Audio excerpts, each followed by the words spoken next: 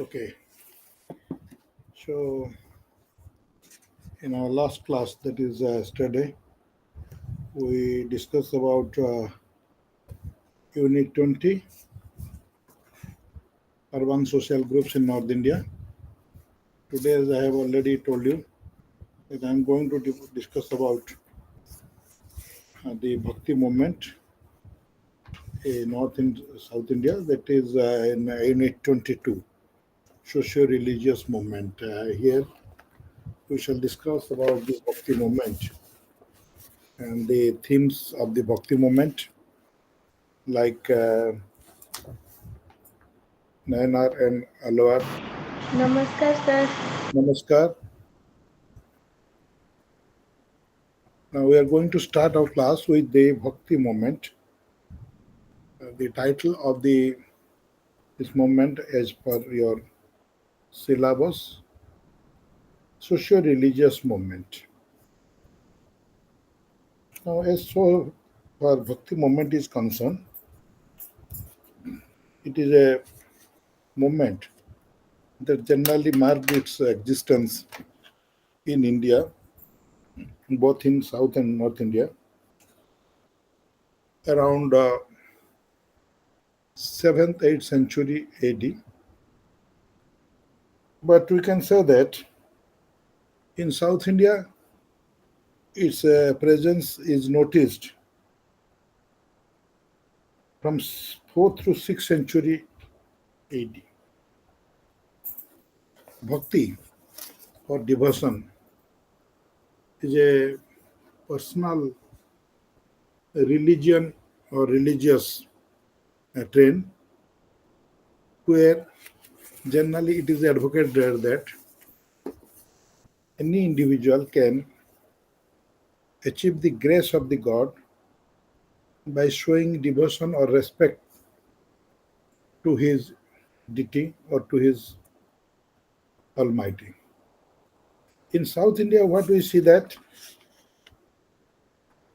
the religious belief was expressed in the hymns or song by the early Shaivite and Vaishnavite saints. And generally, Shaivites were known in the name of Nayanas, and Vaishnavites were called Alwars. According to their respective tradition, community tradition, Shaivite Nayanar were also known as Samayacharyas, and there were 63 number, including women. Similarly, there are 12 Vaishnava Alwar or saint, including a women saint named Andal. Collectively, they are known as Teveram and the Naleria Dibya Prabandhan. And these hymns or song, bhakti songs, inspired the Saiva philosophy as well as Vaishnava philosophy, as well as they inspired the communities, respective communities, Vaishnava and Saiva communities.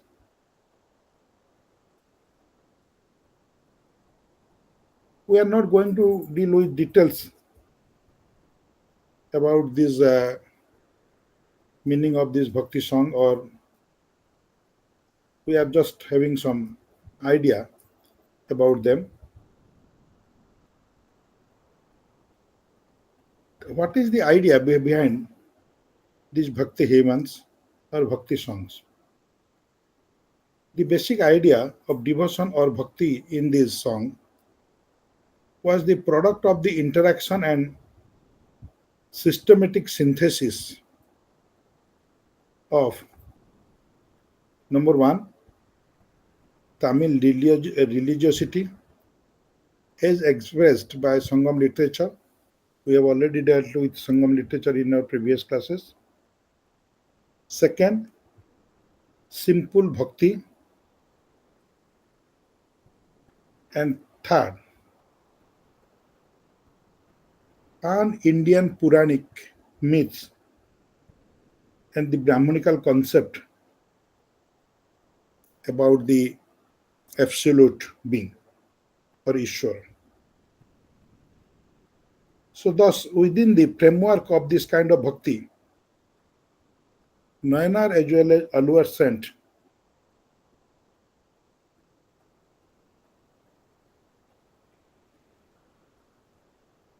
they went ahead with their ideas and also interpreted the universal godhood accordingly. Nayanar and Alwar, they were working separately, but at a particular period of time, we can say that they were contemporary. But they differently conceptualized the idea, or they differently developed the ideas with regard to godhood or devotion, or we can say that religious philosophy.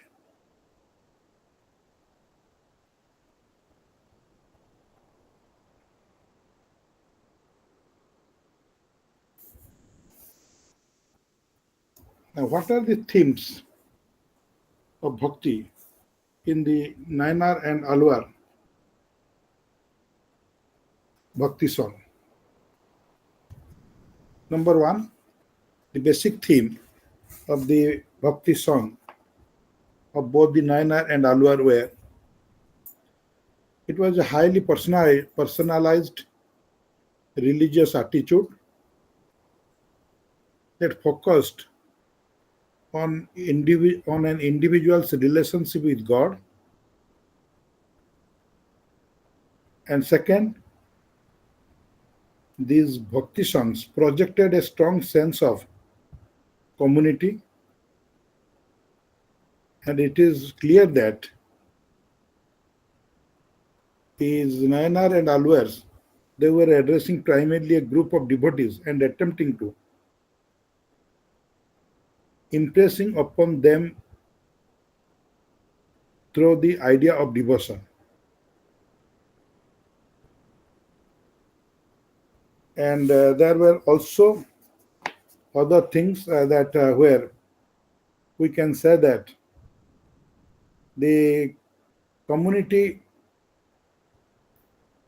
consciousness with caste hierarchy was also reflected in this bhakti song of both Nayanar and Alwars. But both the sects, and in songs of both the sects, there was some sort of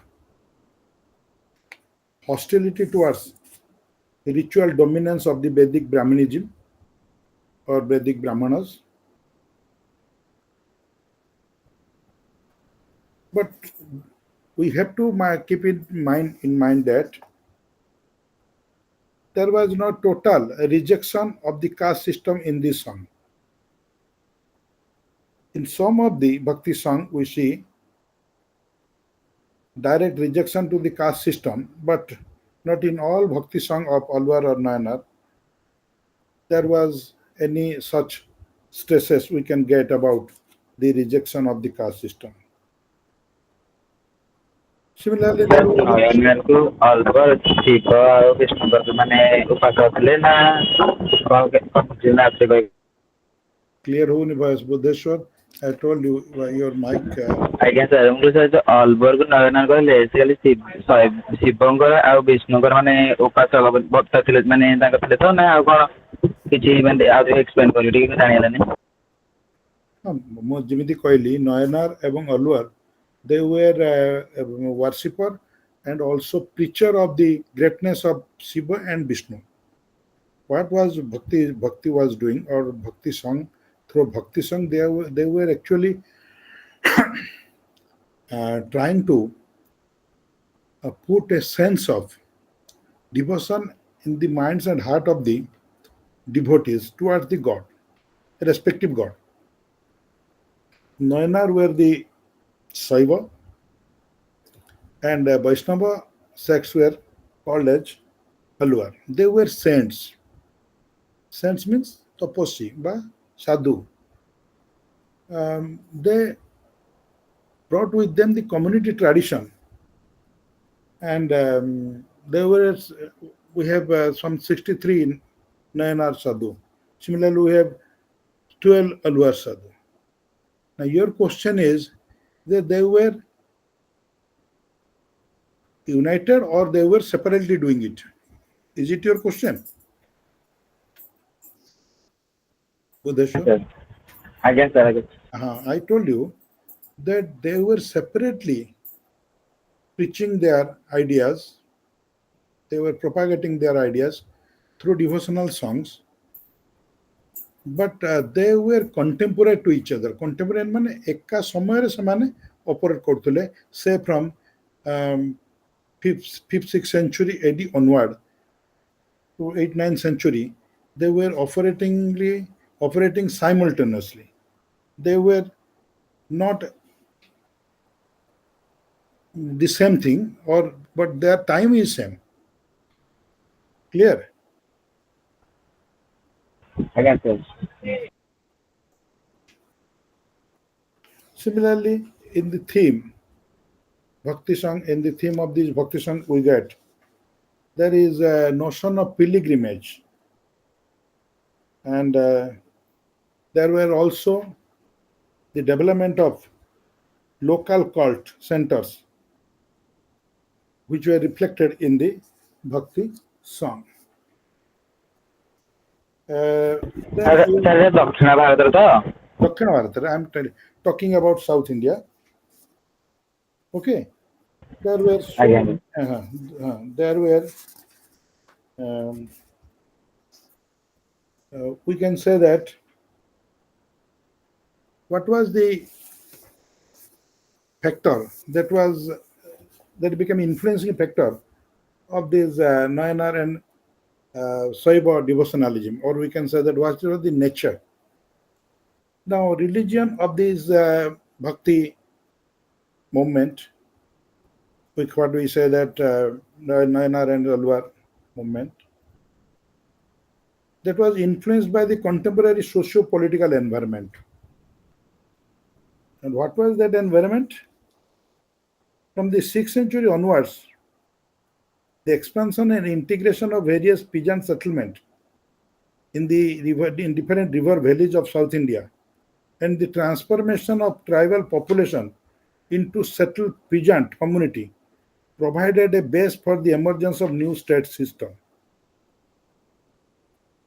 Now, new settlement developed. There was expansion and integration of various peasants community into overall social identity, and the tribal population were also transformed into settled peasant communities, and there was a base formed for a new state system. And we see that Pallavas of Kanchi in northern Tamil region with their resource base in Palar-Chair Valley, Pandyas of Madurai with their resource in Bagai, Tambrapani and Cheras in the southwest.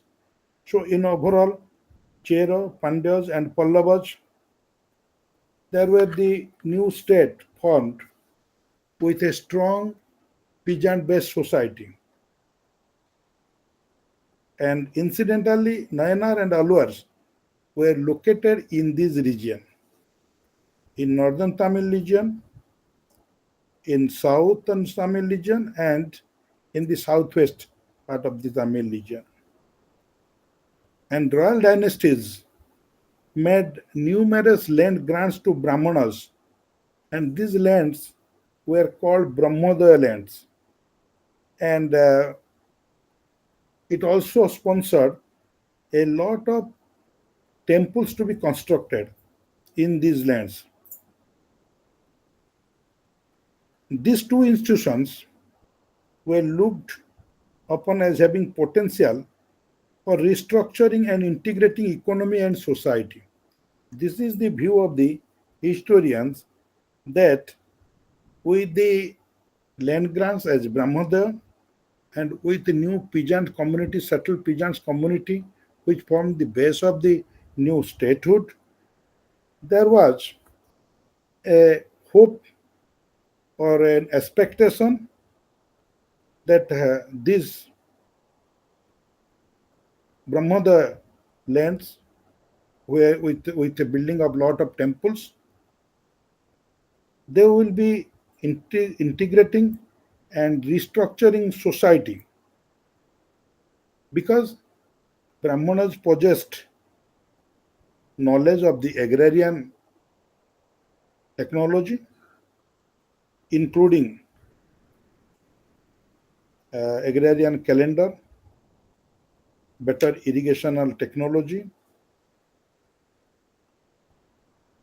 It was hoped that the land that was provided to them as grant, called as Brahmodaya, would be a mechanism for the extension of agriculture in the area which was unsettled, and that extension of agriculture would bring surplus from various peasants group, various agriculturalists group, various groups of agriculturalists. And the temple provided the ritual place for integration of the new social groups, especially the tribes in the caste system, because tribal were beyond the pale of the Vedic caste order or Varna order. And it was hoped that with the Brahmana, with their knowledge, agricultural extension will be done, surplus can be extracted from this extensive agricultural activity, and the peasants community, newly formed peasants community out of the tribal population, out of the tribal elements, they will be adjusted and accommodated in the traditional caste system. As a result, what we see that tribal divinities became a part of the Brahmanical pantheon in the temple. So, in this way, we see that many tribal gods and goddesses were also placed along with the Brahmanical gods and goddesses. And naturally, then the location of the royal centers coincided with the location of the temple and Brahmodaya center.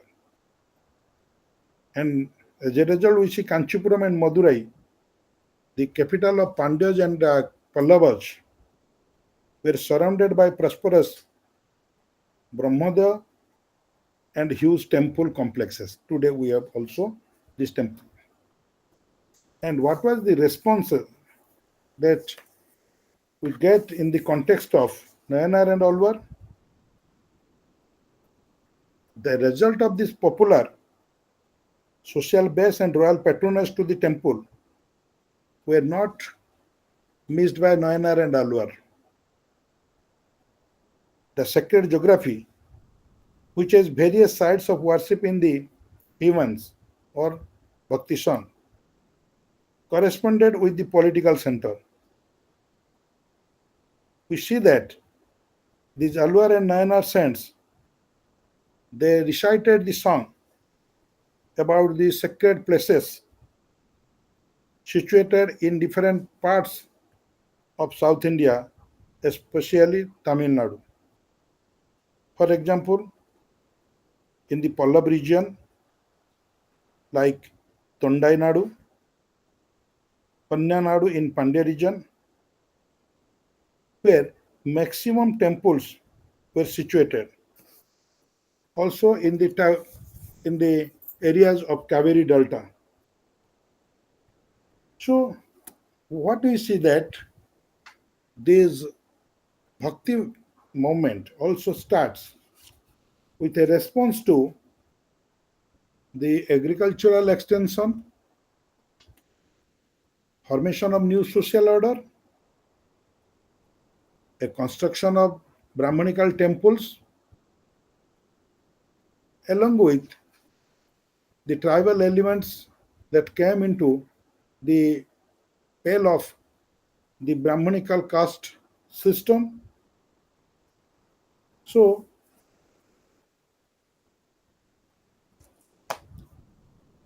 Bhakti popularized the temple and its religion, its social hierarchy, and its form of worship. And this Bhakti song and the theme of the Bhakti song, temples were also incorporated. By this way, these Bhakti saints they express the desire for royal patronage.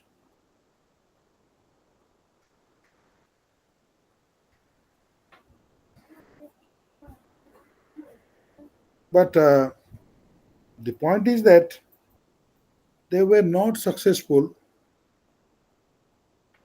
completely,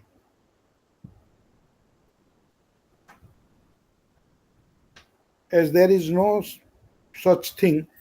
But we find that they were not, this bhakti movement or the sense of this bhakti call, they were not successful, as no temples of the Pallava and Pandyas period existed in the center of song by the humanist, with the exception of Parameshwara, Vinagram at Kanchi, and a couple of Saiva temples. Now coming to other concept of philosophy in bhakti philosophy in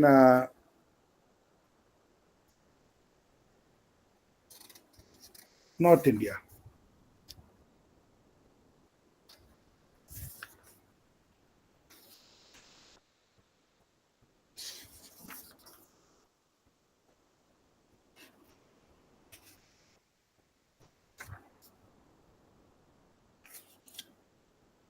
The same in bhakti movement, so far North Indian context is concerned,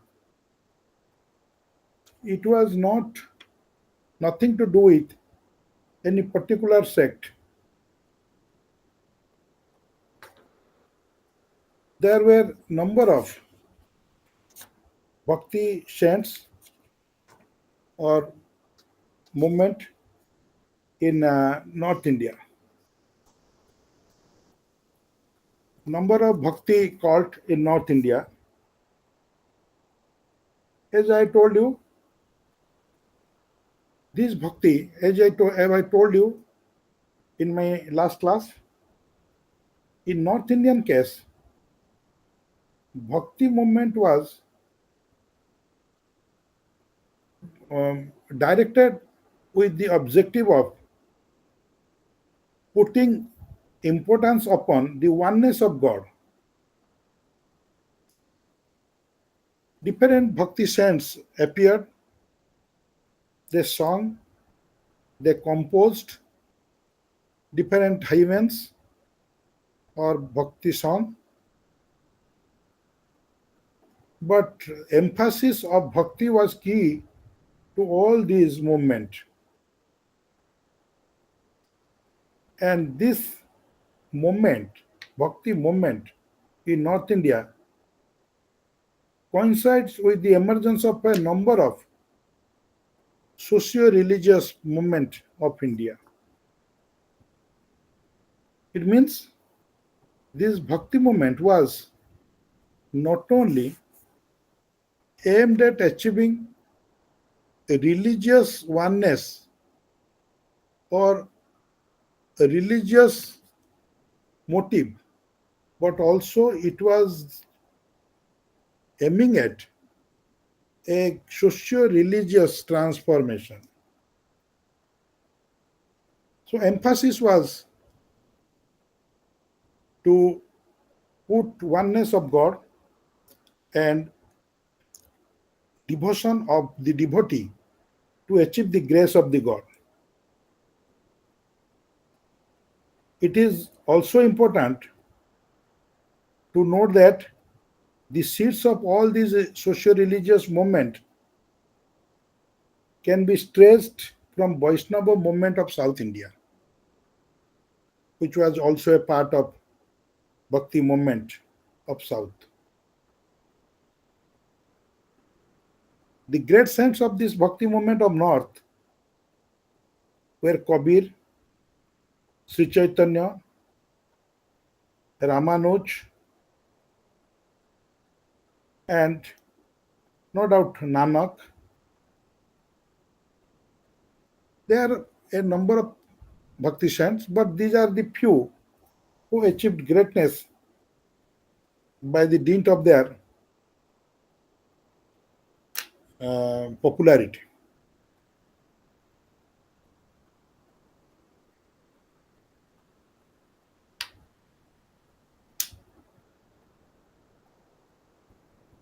The Bhakti movement, as I told you, it put emphasis upon monotheistic principle of the religion.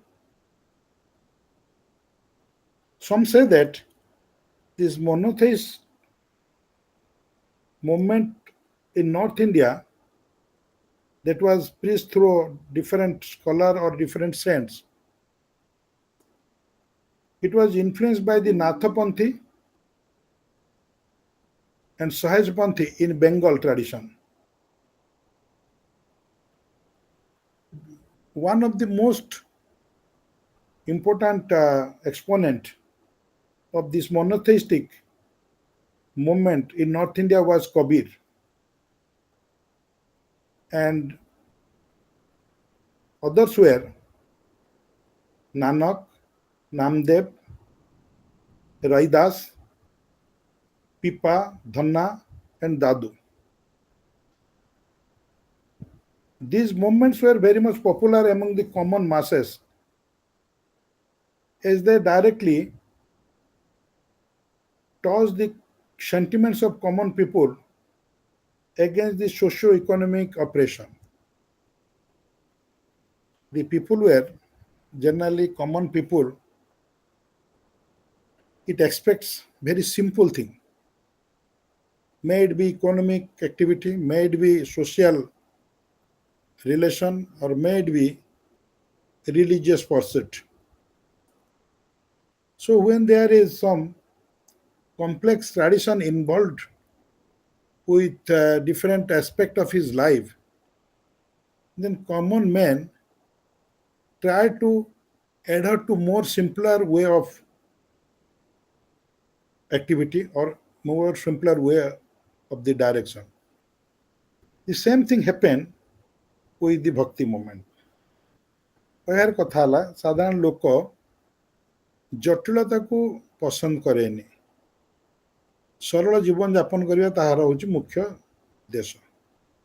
ସେ ଅର୍ଥନୈତିକ କାରବାର ହଉ ବା ସାମାଜିକ ସମ୍ପର୍କ ହଉ ବା ଧାର୍ମିକ କ୍ଷେତ୍ର ହଉ, କିନ୍ତୁ ଧର୍ମ କ୍ଷେତ୍ରରେ ବିଭିନ୍ନ ଜଟିଳ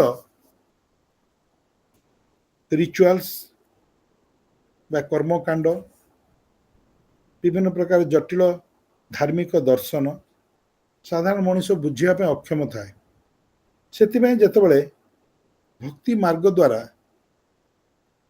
ଭକ୍ତି ମାର୍ଗରେ ପରିଚାଳିତ ହେଉଥିବା ବିଭିନ୍ନ ସନ୍ନ୍ୟାସୀ ସାଧୁ ଯେଉଁମାନଙ୍କ ନାଁ ଆମେ ଏବେ ଉଚ୍ଚାରଣ କଲେ, ସେ ନାମଦେବ ହୁଅନ୍ତୁ, ଶ୍ରୀ ଚୈତନ୍ୟ ହୁଅନ୍ତୁ, ରାମାନୁଜ ହୁଅନ୍ତୁ ବା ରାମାନନ୍ଦ ହୁଅନ୍ତୁ,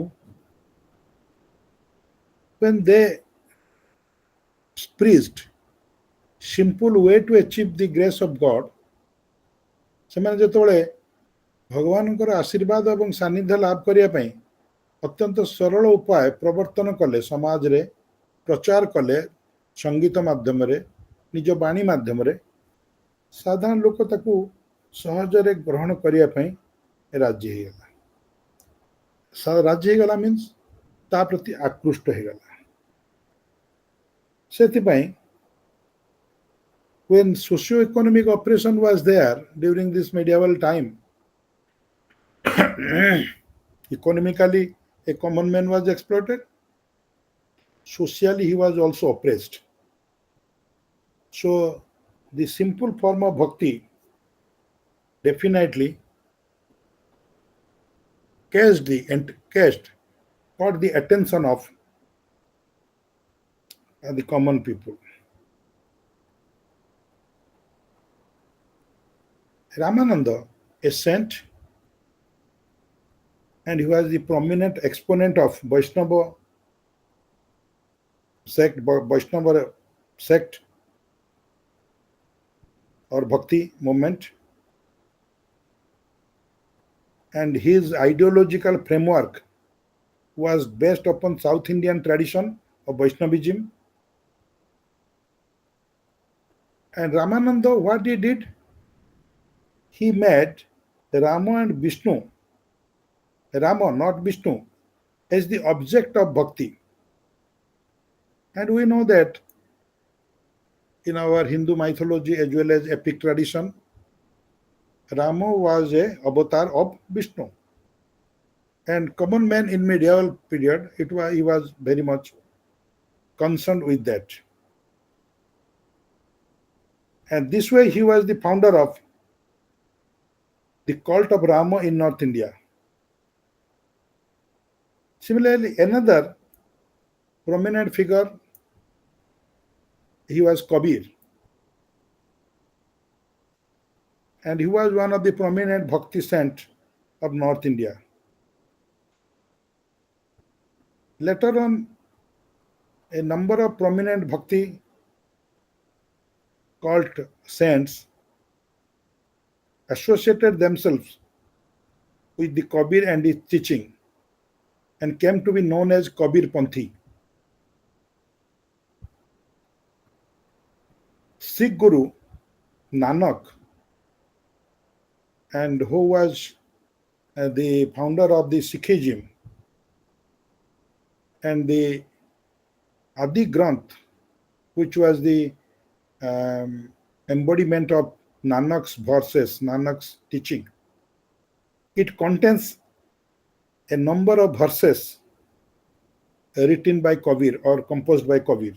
Kabir verses गुड़ा को दोहा कुआ जाए एवं नानकंकर प्रीचिंग जोटा थिला जोटा बाणी थिला तार जो कंप्लीट कंपाइलेशन को आदि ग्रंथ साहेब बोली कुआ जाए से आदि ग्रंथ रे कबीर को कंपोजिशन कबीर को अनेक दोहा आमे देखिया को पाई थाउ सेति में the bhakti movement in North India in the medieval period, they were influencing each other. They were not a competitor of each other, but they were complementing each other.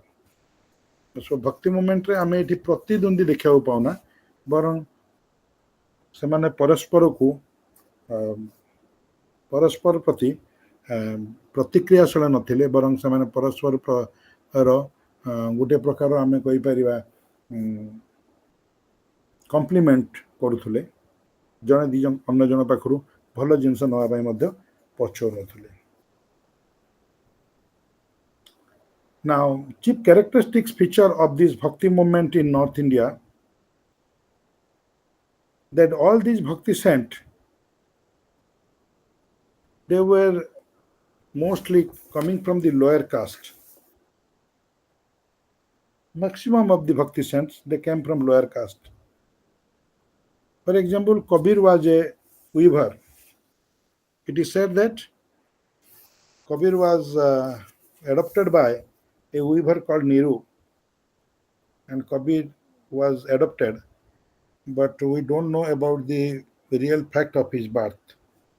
But we know his father was a weaver, and he was called. His name was Niru. Similarly, another bhakti saint, Ravidas, popularly known as Raidas. He was a tanner. Tanner means जो माने चमड़ा काम करती चमड़ा रे विभिन्न प्रकार जिनस तैयारी करती चमड़ा को सुखे ताको विभिन्न प्रकार जिनस तैयारी उपयोगी करती. Similarly, there was another Bhakti Samant Seno. He was a barber. Another great saint of Bhakti movement, he was Namdev. He was a tailor, Darji. And they all believed in the existence of one God. And therefore, they put emphasis upon monotheism. And they were called monotheists, ekoswarabadi. Monotheism means what? Ekoswarabada. Hello? Do you understand? Yes, sir. What is ekoswarabad? ସେମାନେ ବିଶ୍ୱାସ କରୁଥିଲେ ଯେ ଈଶ୍ୱର ଜଣେ ଈଶ୍ୱରଙ୍କୁ ହିଁ ବିଶ୍ୱାସ କରୁଥିଲେ. ଈଶ୍ୱର ଏକ.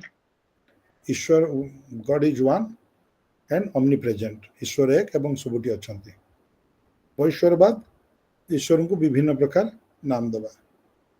हमर भक्ति मूवमेंट रे भक्ति कौन सिखाउछि साउथ इंडियन भक्ति मूवमेंट रे जो जिनस कुआ जाउथला नॉर्थ इंडिया रे मध्ये कुआ जाउथला कोन कुआउछि जे जदियो आमे कहूचे विभिन्न प्रकार देवादेवी ना नौचे किंतु तांको भितर गोटे जिनस अंतर्निहित अछि समस्त होचंती गोटे ब्रह्मर निदर्शन बा गोटे ब्रह्मर प्रतिबिंब. समस्त ब्रह्म they are all belong to the same power, same Almighty. They are the reflection of one Brahma. Okay, so this is what we see that monotheistic attitude developed. अच्छा এটা কোন নর্থ এটা কোন এই মিডিয়াভাল পিরিয়ডে নর্থ ইন্ডিয়ার একশ্বরবাদ প্রচার হলা তা পূର୍ବରୁ ହେଇନି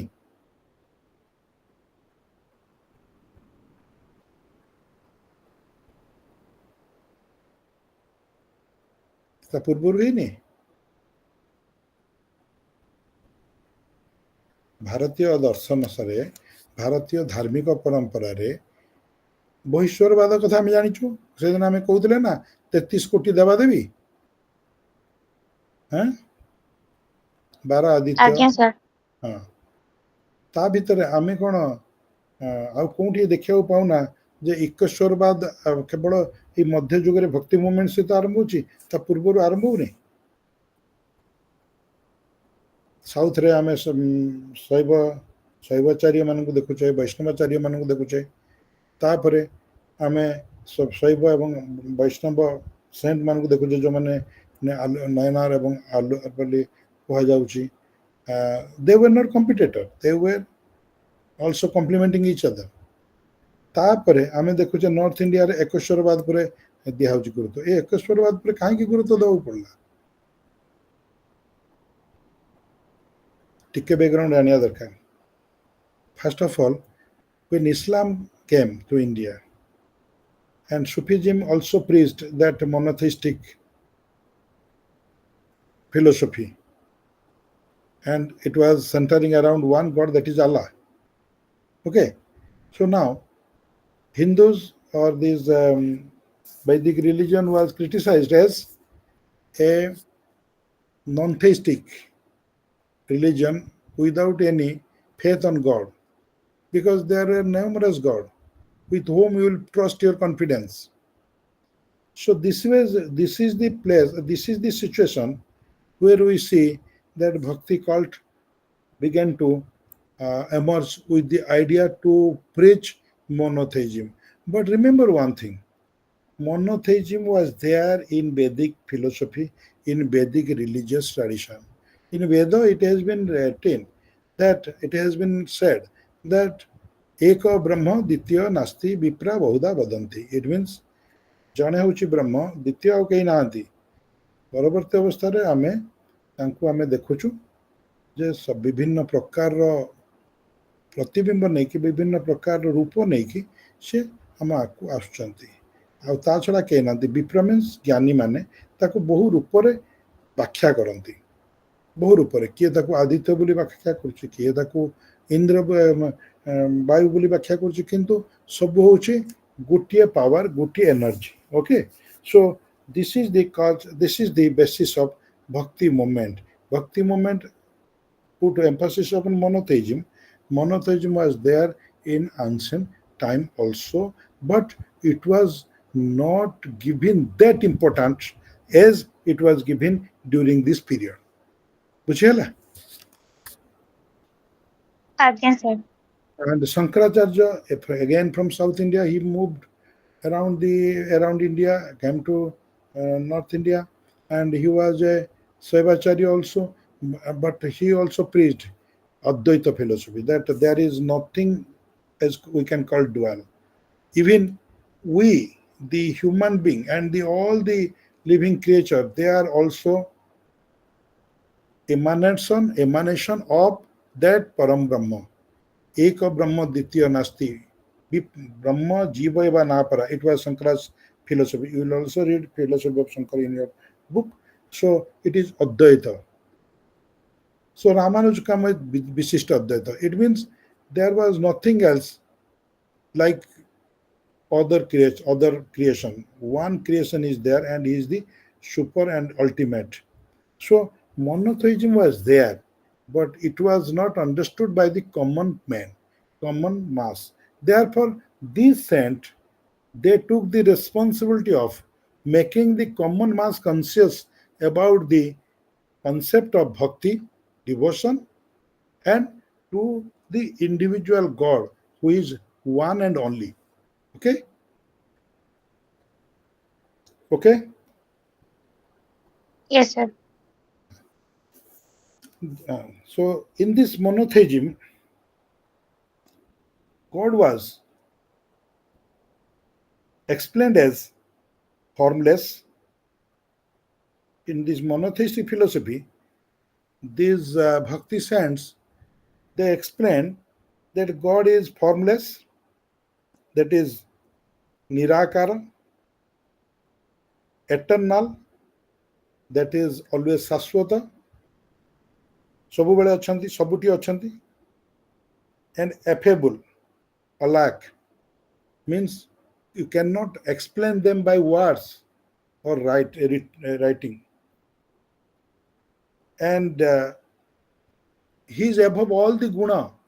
Guna means quality. Therefore, he is nirguna. ଆମମାନଙ୍କ ପାଖରେ ଗୁଣ ଅଛି, ମଣିଷ ପାଖରେ ଆମମାନଙ୍କ ପାଖରେ ଗୁଣ ଅଛି. ଗୁଣ means quality, ବିଭିନ୍ନ ପ୍ରକାର quality. So he is above all the quality. Therefore, he is nirguna. And Ram, as per their concept, is formless. And they also put emphasis upon the recitation of Satnam. It means Sat means ठीक, proper, right नाम, ଯାହା ହେଉଛି ପ୍ରକୃତ ନାଁ ଭଗବାନଙ୍କର, ତାକୁ ହିଁ ଆମେ ଜପ କରିବା ଉଚିତ. And we must also keep the good company with ourselves, and that is called satsang. Now these bhakti saints, they denounced the precept of or concept of Hinduism as well as Islam. They were also critical of the caste barrier as such caste system. Therefore, they denounced, rejected all distinction on the basis of caste, creed, and sex. In plain word, we can say that in the Bhakti movement, the society was aimed to be free from caste barrier. Jati era जो अच्छी जाति प्रथा को नहीं जो प्रकार थिला से समय समाज रे विभिन्न प्रकार बाच विचार ताकू बहिष्कार करिबा, ताकू न मानिबा, ता ऊपर को जीवा थिला ए भक्ति मूवमेंट रे लक्ष्य सामाजिक परिवर्तन पई एवं समाज रे गोटे प्रकार सहनशीलता आनिबा एवं एकता आनिबा, to form a democratic society, to make everybody equal. Therefore, they rejected the distinction on the basis of caste, creed, and sex. লিঙ্গগত পার্থক্য হও বা জাতিগত পার্থক্য হও বা বংশগত বা ଆମେ କହିପାରିବା କମ୍ୟୁନିଟି ଗୋଷ୍ଠୀଗତ ପାର୍ଥକ୍ୟ ହଉ, ଏହା ଭିତ୍ତିରେ ଏଇସବୁ ଜିନିଷ ଗୁଡାକୁ ଡିନାଉନ୍ସ କରିବା ଥିଲା ବା ଏଇସବୁ ଜିନିଷ ଗୁଡାକୁ ରିଜେକ୍ଟ କରିବା ଥିଲା ଏ ଭକ୍ତି ମୁଭମେଣ୍ଟର ଲକ୍ଷ୍ୟ। And definitely when Bhakti movement was rejecting the caste distinction, sex discrimination, so they also criticized the Brahmanic dominance as well as the supremacy of Brahmanical idea. Superstitious symbol and orthodoxy was also criticized by these bhakti saints. And these bhakti saints, pioneer of bhakti movements, just a minute.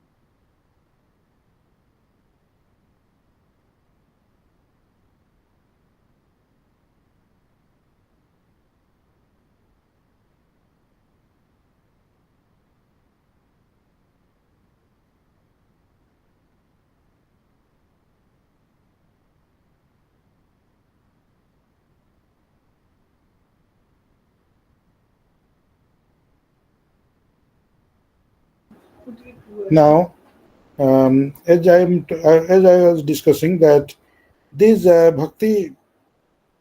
pioneer of bhakti movement, they criticized the Brahmanic dominance and rejected the supremacy of the Brahmanical ideas. Side by side, the bhakti movement was carried on with the help of the local language, the language of the masses, and that appealed to the common man. And that is the cause that common mass was attracted to this concept of bhakti as well as to this bhakti movement. These pioneer of bhakti movements, or we can say that bhakti saints, they did not denounce the worldly life. ଏମାନେ କହୁଥିଲେ ତମେ ସଂସାରରେ ରୁହ, ସାଂସାରିକ ଭାବରେ ରୁହ, ଭଗବାନଙ୍କୁ ଭକ୍ତି କରିବା ସହିତ ତାଙ୍କ ପ୍ରାର୍ଥନା କରିବା, ନାମ ଜପ କରିବା କର, କିନ୍ତୁ କୌଣସି ପ୍ରକାର ସନ୍ନ୍ୟାସ ଜୀବନ ଭଗବାନଙ୍କୁ ପାଇବା ପାଇଁ ବା ଈଶ୍ୱରଙ୍କୁ ପାଇବା ପାଇଁ କୌଣସି ପ୍ରକାର ସନ୍ନ୍ୟାସ ଜୀବନ ଗ୍ରହଣ କରିବାର କିଛି ଆବଶ୍ୟକତା ନାହିଁ। So Bhakti movement spread throughout North India. It was spread to Bengal, Maharashtra, Kashmir, Gujarat. In Maharashtra, we see one Bhakti saint who was Gyaneswara, and there were also Namdev, Eknath, Tukaram, who were the Bhakti saints who operated, who preached the message of Bhakti in Maharashtra region. These Bhakti saints of Maharashtra, they drew inspiration from Bhagavata Purana. Now in Bengal, the Bhakti movement was propagated by the concept of Krishna Bhakti tradition. And it was also a Vaishnavite movement, Bhakti movement, where Krishna was at the center of this movement, Lord Krishna,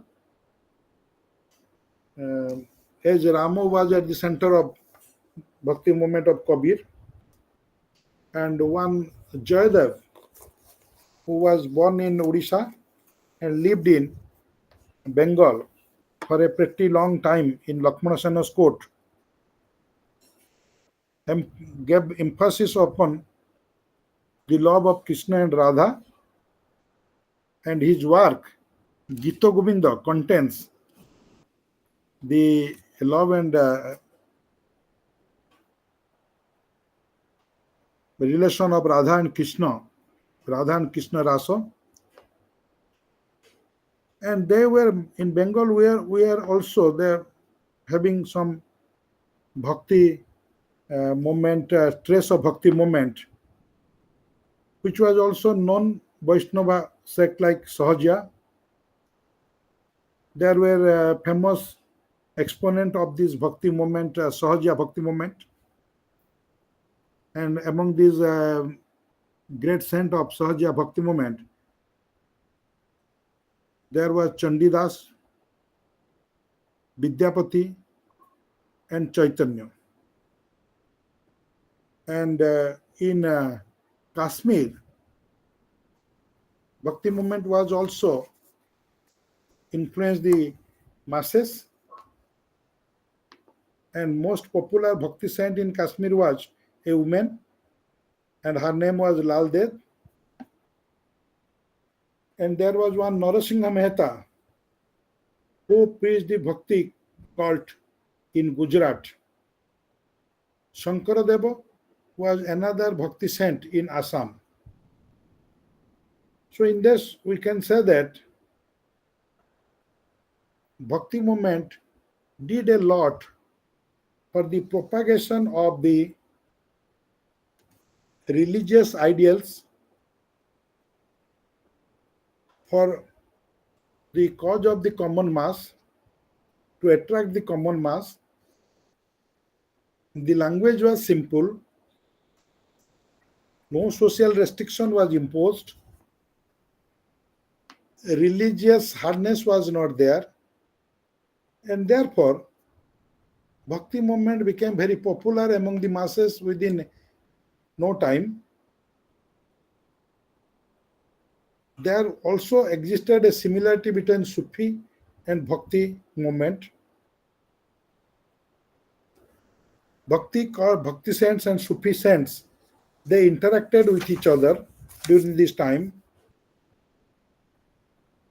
It is said that Kabir also had contact with the Chishti order of the Sufi movement. So in this way, both Islam as well as Hinduism attempted to interact with each other by discarding their differences. So in short, we can conclude that Bhakti movement in South India, led by initial stage Vaishnavite and Shaivite sects called Nayanar and Alwar and Nayanar. Later on, great philosophers like Ballavacharya, Madhavacharya, Shankaracharya, and later on in North India from 13th, 14th century AD to 16th, 17th century, they all try to create a consciousness, build a consciousness in the society for its betterment and for a society with a democratic order based upon equality, coordination and cooperation of all the members. So this is about the Bhakti cult. And it is very easy to understand. You can go through your lesson, and if any problem arises tomorrow, I can also help with you to solve the problem. So is it clear about this chapter, about this unit? Yes, sir. So next Yes, unit, sir. next point of discussion is unit 23, 18th century society in a transition. But before going to this unit for a discussion, we can take 5 minutes break for taking water or going elsewhere. So 5 minutes break, then we shall come back, okay?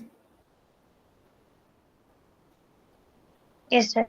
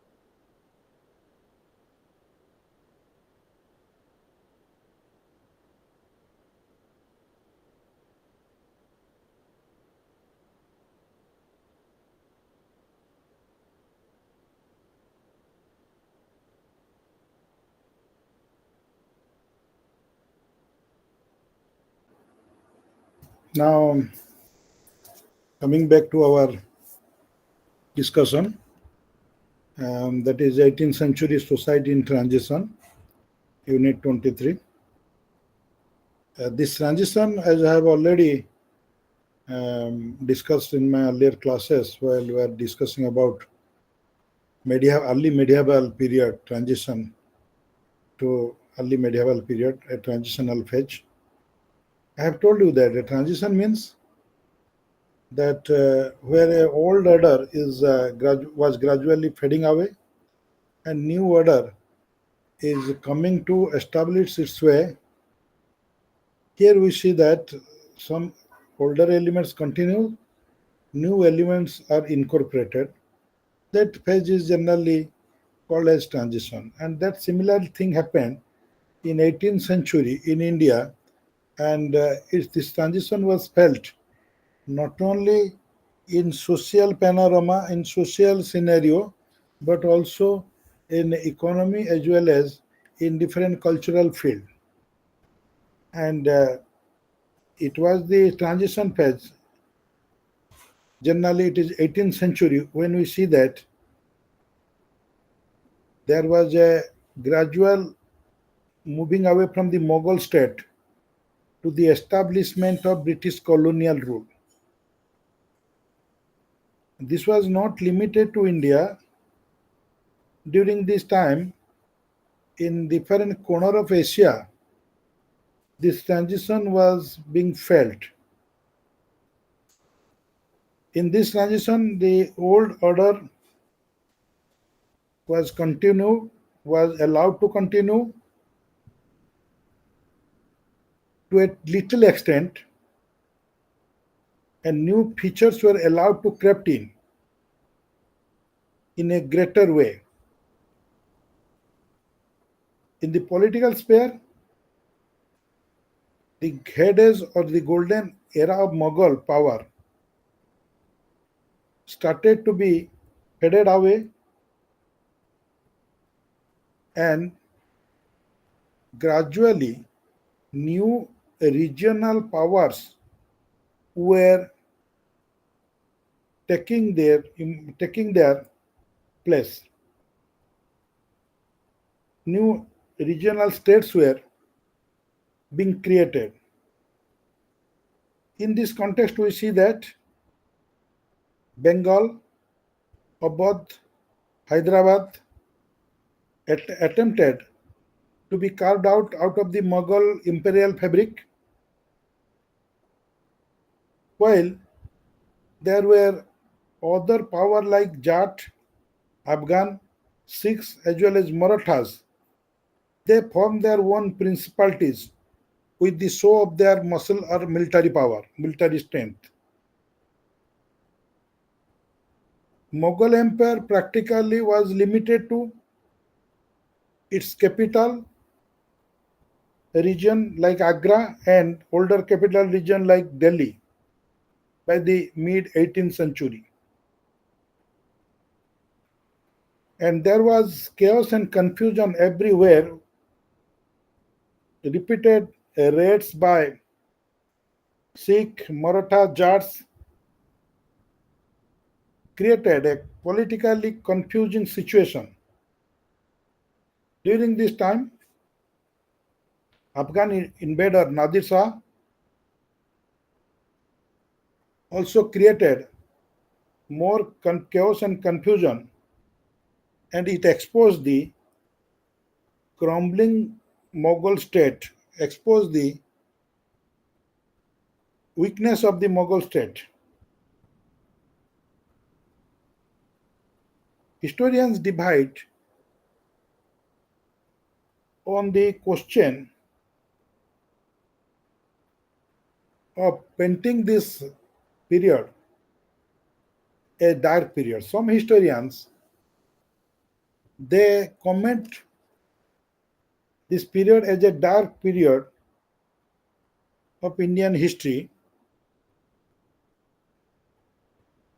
but others name this period as growth and continuity. Now, As I told you, the 18th century is characterized by some historians as dark age, which is filled with chaos and confusion. And why? What is the cause of such a feeling for calling this period as a dark age, filled with chaos and confusion?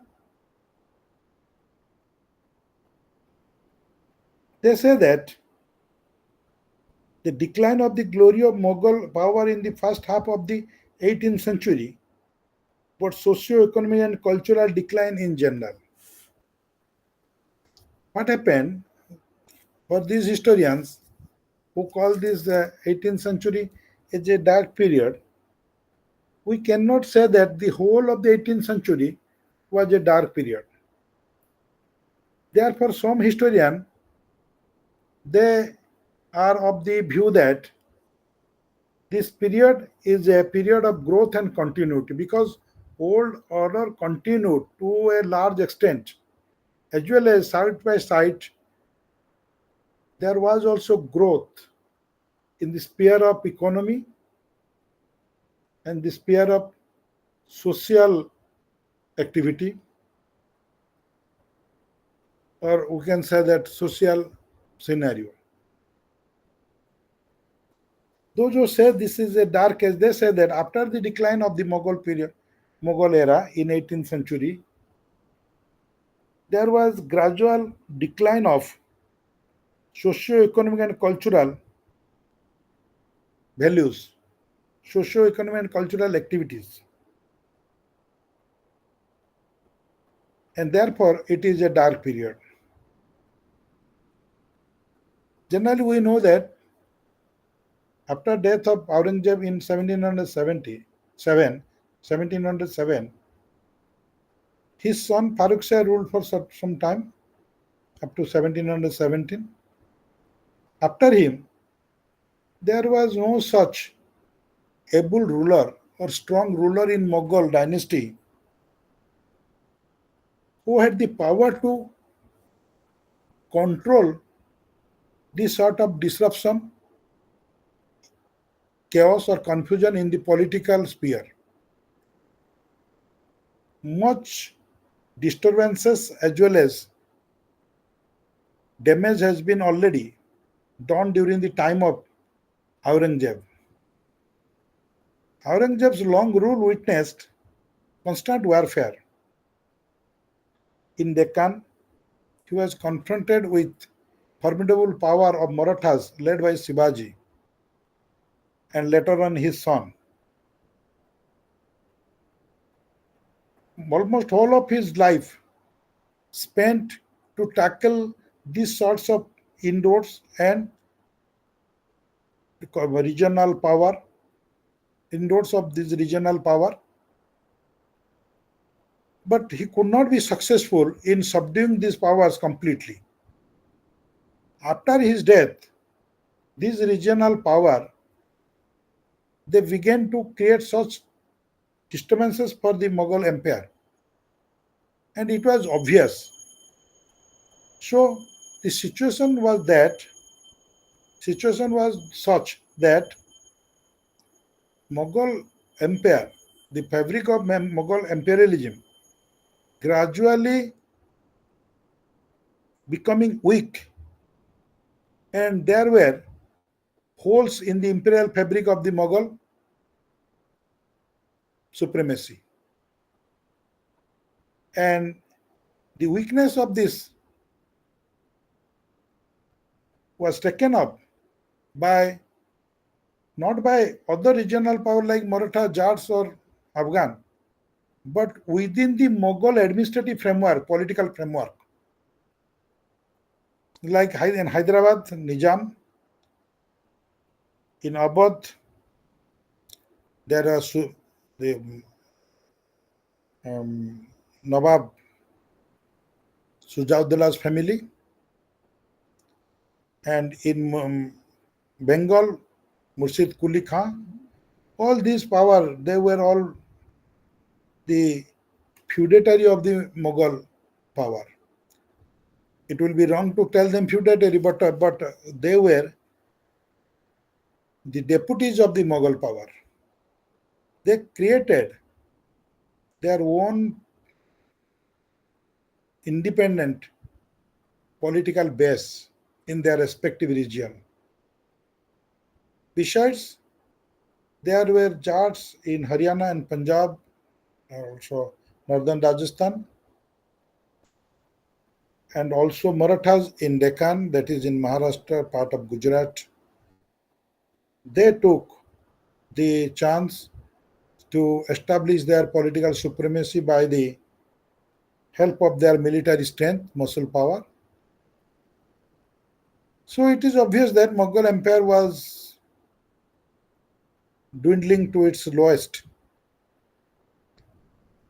and therefore there was a lot of confusion and chaos all over India. It is the belief of some of the historians, therefore they call it Dark Age.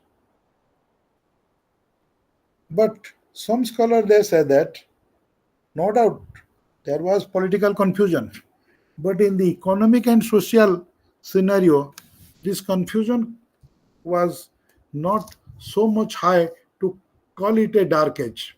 Rather, it was a period. We see that there was continuity of order, there was continuous growth, as well as there was also social scenario to somewhat in a stable way. And what we see that historian like Irfan Habib calls it a period of reckless rapine, anarchy, and foreign conquest. But he is argued by Arthur Ali that it would be hard to argue that the mutually conflicting small political units into which India was divided in the 18th century were individually stronger than the empire that supplanted. Many of the compromises that Mughal power made with the Jamindars were signs of weakness and not of strength. Irfan Habib ଯେତେବେଳେ କହୁଛନ୍ତି anarchy and foreign conquest এই ସମୟରେ ହେଉଛି reckless rapine, invasion, reckless chaos, ସେତେବେଳେ ଅନ୍ୟ scholar କହୁଛନ୍ତି ଯେ ଏଇଟା ଆମେ କହିପାରିବାନି ଯେ ଯୋଉ ମ୍ୟୁଚୁଆଲ କନଫ୍ଲିକ୍ଟ ହେଉଛି ନିଜ ନିଜ ଭିତରେ ସ୍ମଲ ପାୱାର ମାନଙ୍କ ଭିତରେ ଯେ ସେଥିପାଇଁ ଏସବୁ ଜିନିଷ ହେଉଛି ବରଂ ଆମେ କହିପାରିବା ମୋଗଲ ସମ୍ରାଟ ବା ମୋଗଲ ପଲିଟିକାଲ ଅଥରିଟି ଯେତେବେଳେ ଜମିଦାର ମାନଙ୍କ ସହିତ ଗୋଟେ ପ୍ରକାର ରାଜିନାମା କରୁଛନ୍ତି ଜମିଦାରୀ ସେମାନଙ୍କୁ ଦଉଛନ୍ତି ସେମାନଙ୍କୁ ହେରିଡେଟେରୀ ଓନର କରିଦଉଛନ୍ତି ଜମିର ମାଲିକାନା ସତ୍ତ୍ୱ ଦଉଛନ୍ତି ସେତେବେଳେ ଆମେ ଏଇ ମୋଗଲ ସାମ୍ରାଜ୍ୟର ୱିକନେସ୍ ବା ତା ଷ୍ଟ୍ରେଂଥ କୁ ଭଲ ଭାବରେ ବୁଝି ପାରିବା ସୋ କଣ ଏଟା ଥିଲା that it did not mean that the sum of Jamidar based power that now rose could be stronger than the unified empire they had supplanted. ସେମାନେ କହୁଛନ୍ତି ଯେ ଜମିଦାର ମାନେ ଆସିଲେ ଯେ ସେମାନଙ୍କ ପାୱାର ବା ସେମାନଙ୍କ ଶକ୍ତି ସମ୍ମିଳିତ ଶକ୍ତି ଯୋଉ ମୋଗଲ ସମ୍ରାଟ ମାନଙ୍କ ଦ୍ୱାରା ସେମାନେ ପ୍ରତିଷ୍ଠିତ ହେଇଥିଲେ ତାଙ୍କ ଠାରୁ ଅଧିକ ହେଇଯିବ. That the cultural failure of ruling class in not responding to European science and technology, with the exception of Hyder Ali and Mahajaji Scindia effort to modernize their army and Tipu Sultan's limited effort to develop commerce on those lines. Very interesting thing, it has been advocated by one scholar, Arthur Ali, that he said that ଖାଲି ଜମିଦାର ମାନଙ୍କୁ ଦୋଷ ଦେଇଦେଲେ ହବନି ବା ଜମିଦାର ମାନଙ୍କର weakness ବା ସେମାନଙ୍କର support ମିଳିଲାନି ବୋଲି ମୋଗଲ ସାମ୍ରାଜ୍ୟ ଧ୍ୱଂସ ହେଇଗଲା ତାକୁ କହିଲେ ହବନି ବା ଜମିଦାର ମାନଙ୍କର ପ୍ରତିଷ୍ଠା ଯୋଗୁ ବା ଜମିଦାର ମାନଙ୍କୁ ପ୍ରତିଷ୍ଠିତ କରିବା ଯୋଗୁ ମୋଗଲ ସାମ୍ରାଜ୍ୟର ଅଧୋଗତି ହେଲା ଏକଥା କହିଲେ ହବନି ବରଂ କହିବାକୁ ପଡିବ ଯେ ମୋଗଲ ସମ୍ରାଟ ମାନେ ବା ମୋଗଲ ଶାସକ ମାନେ ଯୋଉ ଭଳିଆ ଭାବରେ ଯୁଗ ଉପଯୋଗୀ କାମ କରିବା କଥା କଲେନି କଣ ଥିଲା ଯୁଗ ଉପଯୋଗୀ କାମ ଯେ ସେମାନେ ୟୁରୋପିଆନ ସାଇନ୍ସ ଆଣ୍ଡ ଟେକ୍ନୋଲୋଜିକୁ ଆଡପ୍ଟ କରିବା ପାଇଁ ଫେଲୁଅର ହେଲେ ଯେମିତି କି ହାଇଦର ଅଲି ମହୀଶୂରର, ସିମିଲାରଲି ମହାଦଜୀ ସିନ୍ଧିଆ ଗ୍ୱାଲିୟର ଏବଂ ମରାଠା ଶାସକ, ସିମିଲାରଲି ଟିପୁ ସୁଲତାନଙ୍କର ଯେଉଁ ଉଦ୍ୟମ ଥିଲା ସେ ସମୟରେ ନିଜର କମର୍ସିଆଲ ପାୱାରକୁ ବଢ଼ାଇବା ପାଇଁ ଥ୍ରୁ ଆରବିଆନ୍ ସି, ସେଇଭଳିଆ ଉଦ୍ୟମ ମୋଗଲ ସମ୍ରାଟ ମାନଙ୍କ ଦ୍ୱାରା ହେଇନଥିଲା, ଯାହାଫଳରେ ଯେଉଁ ସମୟରେ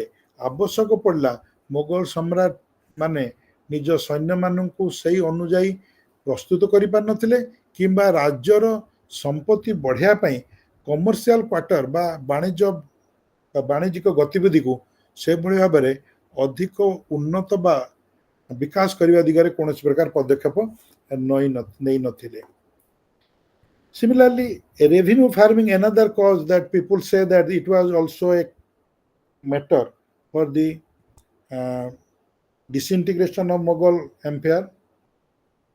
Scholar like again Irfan Habib, he advocated that conversion of Jagir, ଯେମିତି ମୁଁ କହିଲି ଜମିଦାରୀ ସିଷ୍ଟମ ବା ଜାଗିର ସିଷ୍ଟମକୁ ଯେଉଁଭଳି ଭାବରେ ଉତ୍ତରାଧିକାରୀ ସୂତ୍ରରେ ଦିଆଗଲା ବା ଜନ୍ମଗତ ଅଧିକାର କରି ଦିଆଗଲା ବା ପୈତୃକ ସମ୍ପତ୍ତି ଭାବେ ଜାଗିରଦାର ମାନଙ୍କୁ ଦିଆଗଲା ଜମିର ମାଲିକାନା ସତ୍ତ୍ୱ, ସେଇ ଜିନିଷଟା ଖରାପ ହେଲା। ସେଇପାଇଁ ସେ କହୁଛନ୍ତି conversion of jagir into hereditary position and revenue farming, that is to collect revenue from the farming land by giving it to Jagir to Jamindars during the 18th century is a sign of decline and not growth and consolidation.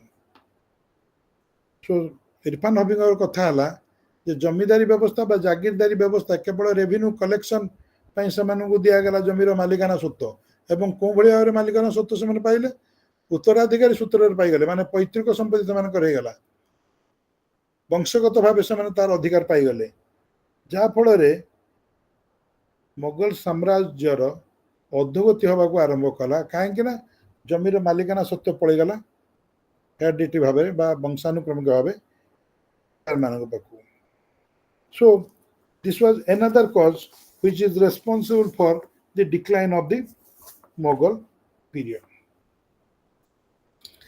So as a result of that decline of Mughal empire, trade and commerce also declined. We see that Surat, a very prosperous trade center at that time, was on the verge of its decline, and it was because of the weakness of the Mughal empire. Similarly, British colonial power was gradually rising to its height. In the second half of the 18th century, it was a period which was marked with the continuous and gradual rising of British colonial power. And British colonial power was instrumental in draining out India's resources and put burden on the cultivators and artisans. So a huge amount of money was transferred from India to England. It has been estimated that in between 1780 and 1790, an approximately 4 million or 4 crore rupee was sent to Britain from India as an annual tribute. And this amount was put upon the cultivators and the commercial people of the country. କହିବା କଥା ହେଉଛି ଯେ trade and commerce decline କରୁଛି, above all British colonial power ଏଇ ସମୟରେ develop ବି କରୁଛି। 18th century second ହାଫ୍ରେ ଆମେ ଦେଖୁଛେ ବ୍ରିଟିଶ କଲୋନିଆଲ ପାୱାରର ଡେଭଲପମେଣ୍ଟ ହେଉଛି। ବ୍ରିଟିଶ କଲୋନିଆଲ ପାୱାର ଆସ୍ତେ ଆସ୍ତେ ଶକ୍ତିଶାଳୀ ହେଉଛି। For example, in 1757, there was Battle of Plassey. 1764, there was Battle of Buxar, where three great power of India, including one Mughal Samrat, Mughal Emperor Shah Alam II, being the enemy or adversary of the British, fought the war but were defeated in 1757.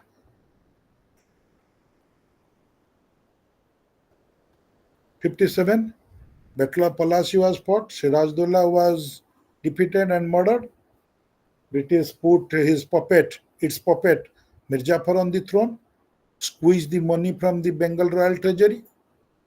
Similarly, in 1764, after Battle of Buxar, British took the charge of collection of revenue in Bengal, Bihar, and Odisha, Bengal Suba. So, in this way, British was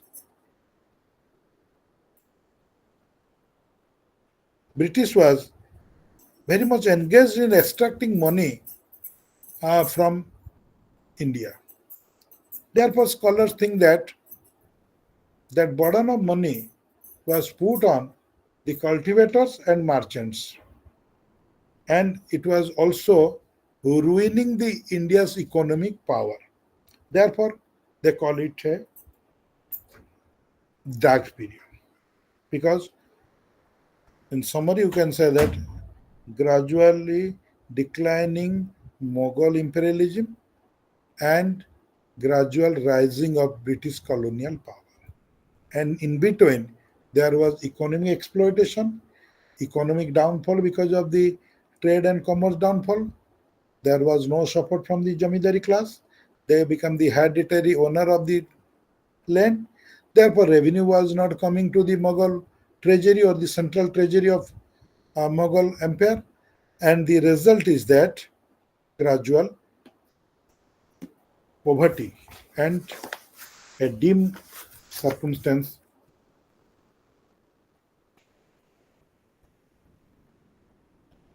But contrary to this, we see that scholars, they argue that it was not always chaos and confusion, but we see that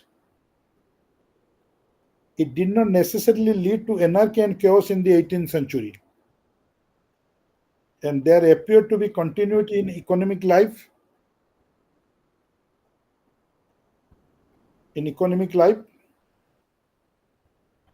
And the Battle of Palasi or Buxar do not constitute a break. Largely, Mughal institutions continued to survive in the region with certain modification. Mughal institution ବର୍ତ୍ତମାନ ସୁଦ୍ଧା ବି ବଞ୍ଚିଥିଲା. Mughal ସମ୍ରାଟ ଦିଲ୍ଲୀ ଏବଂ ଆଗ୍ରାରେ ଥିଲେ. Battle of Palasi ଏବଂ ବକ୍ସାର ଯୋଗୁଁ ଯେ ସବୁ କିଛି କ୍ଷତି ହେଇଗଲା ବା ନଷ୍ଟ ହେଇଗଲା କହିହେବନି. ବର୍ତ୍ତମାନ ସୁଦ୍ଧା ମଧ୍ୟ କଣ୍ଟିନ୍ୟୁଡ୍ ହେଉଥିଲା, ଇକୋନୋମିକ୍ ଲାଇଫ୍ ଭିତରେ କଣ୍ଟିନ୍ୟୁଡ୍ ଥିଲା ଏବଂ ସୋସିଆଲ ଲାଇଫ୍ କିଛି ସେମିତି ଡିଷ୍ଟର୍ବ ହେଇନଥିଲା. Similarly, we see that some say that this chaos and confusion during 18th century marked the decay of urban life. Urban centers like Delhi and Agra, Lahore declined to the maximum extent, and it has been also evident from different sources or the song poetry composed during this time. But this is not also true. When Delhi and Agra were losing their importance, at that time, a number of townships were created or established by different regional power. For example, Murshidabad in Bengal, it became a regional center. Capital of Bengal was Murshidabad at that time in the 18th century. It was also a center of flourishing trade. Murshidabad was at that time very much famous for its textile industry. Similarly, towns like Faizabad, then Lucknow, then different Najibabad, different parts of northern India and eastern India flourished and became center of regional power as well as trade and crafts. So evidence of urban growth or growth of urban centers and agrarian expansions are very much evident. During this time, in 18th century, historians argue that textile industry expanded, new trade routes emerged. Studies by some scholar like B.R. Grover that shows that there was presence of integrated marketing system in the 18th century. A revenue farming, which is called ijara, is nowhere reflected the decline. Instead, it helped in consolidation.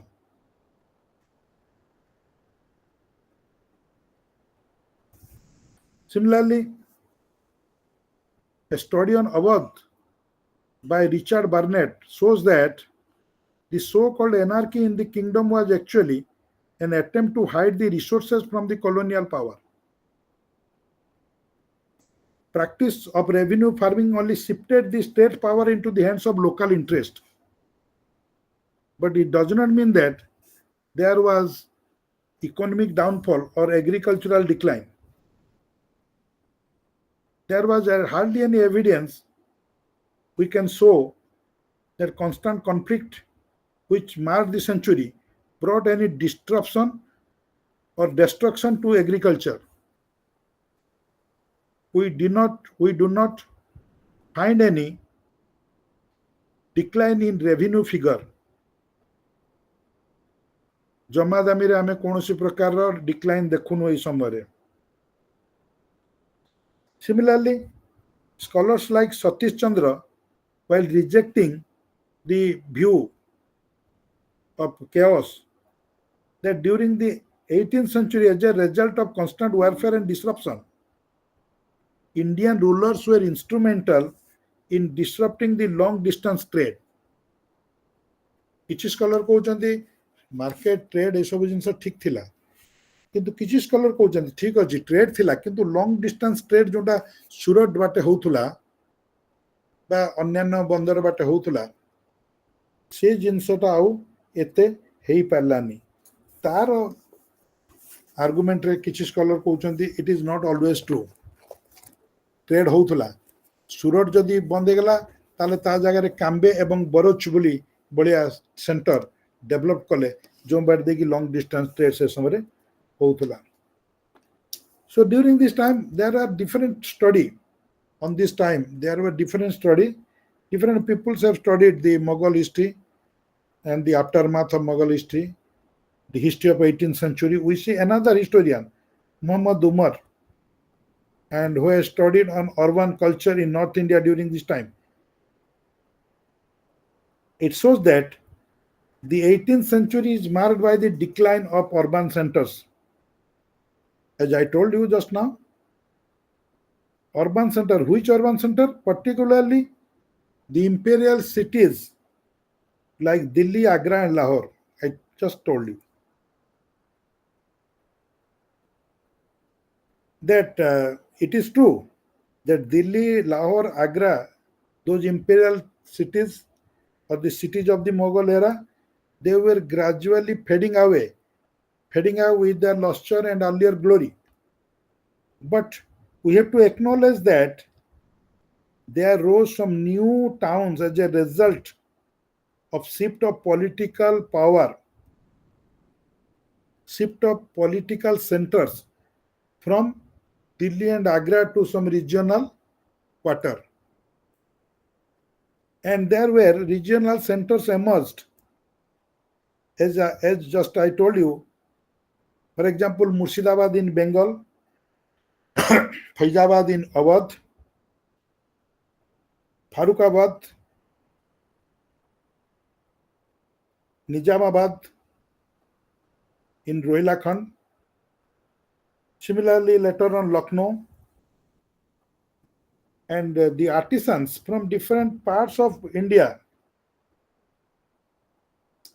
they flocked in this center or newly founded cities. Even artisans from old imperial cities like Delhi, Agra and Lahore, they migrated to these cities. It has been seen, it has been studied that the people from Deccan, Bengal, Gujarat, Malwa, Hyderabad, Lahore, Peshawar, Kabul, and Kashmir and Multan, they assembled in the center of Faizabad, newly found city of Faizabad. So we cannot say that the altogether everything was dark, but we can say that when the imperial glory was fading away, economy could sustain its continued growth. When old cities were on the verge of decline or downfall or total collapse, it was not true that they were totally collapsed. Till Agra, Delhi, and Lahore, they are continuing to remain as city. But with that imperial glory that they were flourishing in Mughal time, if that was not true during this 18th century, the new cities took their place, and artisan, craftsmen, merchants, they flocked in these cities. So there was no marked decline in the urban population, as has been shown by historians like Satish Chandra. There is another study by Hamida Khatun Naqvi, which shows that decline of Lahore, Delhi, and Agra soon compensated by the growth of new towns such as Faizabad, Lucknow, Banaras, Patna, and Kolkata. And it has been also stated that the decline of Agra, Delhi, and Lahore is overestimated. मैंने बढ़ई चढ़ी की कहूची किंतु सेमिति किछि नथिला. So in this way we see that there was two type of view with regard to the transition phase during 18th century. During this time, of course, there was growing power of the intermediaries. For example, we see that Jamindars or Jagirdars' power began to rise. Satish Chandra says that big Jamindars were the beneficiaries. In Bengal, smaller intermediary Jamindars were squeezed by incorporating their ilakas into bigger Jamindars area. Similarly, in Awadh, the setting up of talukdars at the Tapa land had the same effect. So gradually, the landowner, small landowner, खुद कष्ट जाको आमे कहूले से दिन आलोचना करतले, small jamidar, they were losing their grip on their land. Bigger jamidar were squeezing during this time, squeezing the lands during this time. Similarly, what we see that in India during this time, class information was inextricably linked with caste and community formation. It means people of status identified themselves with the caste and class ties. जो मानक पाखरे गरीब पैसा होतला से मानकर सामाजिक status बा प्रतिप्रति बढ़िया को लागुतला से माने निजको अपर कास्ट सहित आइडेंटिफाई करिया में चेष्टा करतले. The scholars like C.F. Bailey tries to show that the consolidation of Bhumihara gentry tended to benefit Bhumihara tenants, plowmen, and dependent in particular. Similarly, Muslim gentry identified themselves as carrier of Islamic community. And the positive effect of this trend, कहया कथा होची जो माने प्रतिप्रति सहित सामाजिक प्रतिप्रति सहित ऊपर को जाउथले बा सामाजिक स्थिति सेमानकर बढ़ुतला सेमाने निजको समाजर ऊपर वर्ग सहित निजको आइडेंटिफाई करथले परिचित करौथले कास्ट क्षेत्र रे मध्य से भलिया. So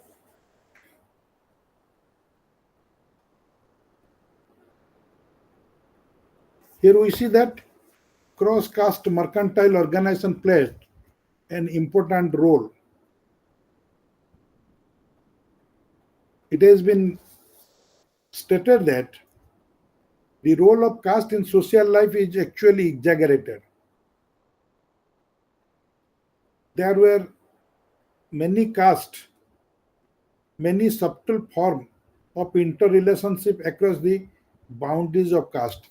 आमे जो कास्ट को नेकी बहुत किछि कथा कहूचे कास्ट रिजिडिटी को नेकी कास्ट सिस्टम को नेकी आमे कहि परिबानी जे से सब जिंस नथिला किंतु आमे ताको एक्जागरेशन करी बढ़ई चढ़ई कहउचंती जे इंटर रिलेशनशिप थिला कास्ट कास्ट भितरे जे खाली गोटे कास्ट भितर होतला नुए इंटर कास्ट भितर मध्य इंटर रिलेशनशिप थिला एवं भलो रिलेशनशिप मध्य थिला.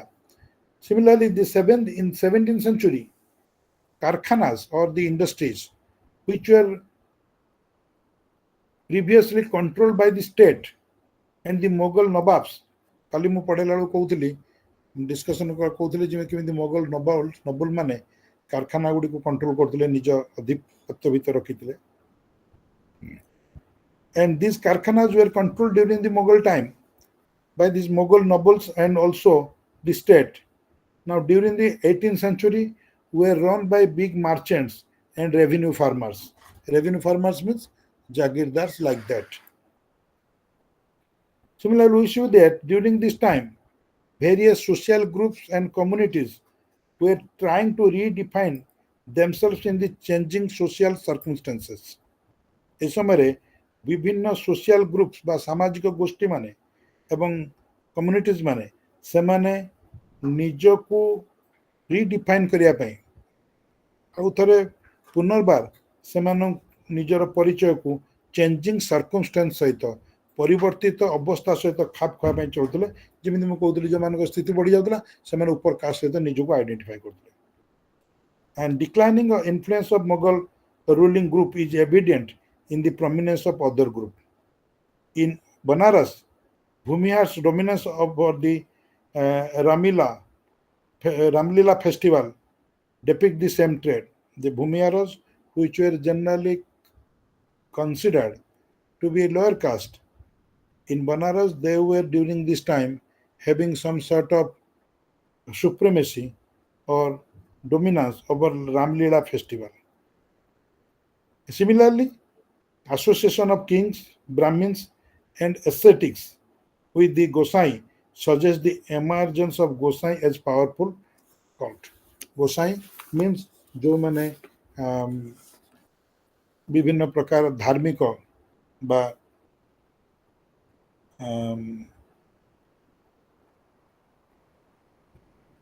स्थिति बा धर्म एवं सामाजिक स्थिति रे निजको ऊपर रखुतले से मानकु गोसाई करतले. Emergence of Gosai as a powerful group Brahmin नई पारन से माने ब्राह्मण व्यतिरेक मध्य विभिन्न लोक जे धर्म क्षेत्र रे निजर प्रतिप्रति प्रतिष्ठा करि पड़थला सामाजिक क्षेत्र रे जो माने प्रतिप्रति करि पड़थले से मानकु गोस्वाई कहतले जे साधारणतः से माने होचंती अपभ्रंश गोस्वामी रु Goswami. So in this way we can say that during 18th century small towns or kasbah emerged as bearer of Muslim tradition as centers of Mogholi culture. The petty landlords and ulema emerged as spokesperson of kasbah society.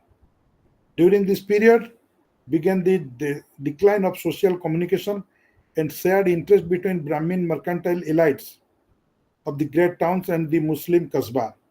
So Brahmin mercantile ब्राह्मण माने मध्य वर्तमान mercantile बा वाणिज्य व्यवसाय क्षेत्र में मध्य प्रवेश करिक समान तांकर कर्म को परिवर्तन कर सारथिले एवं they were also interacting with the Muslim elite living in Kasbah. So in this way we see that in 18th century it was a period of continuity and growth. Rather we cannot say that it was totally a period of darkness or chaos. So today this much in our next class. We shall switch over to the last block of our study, that is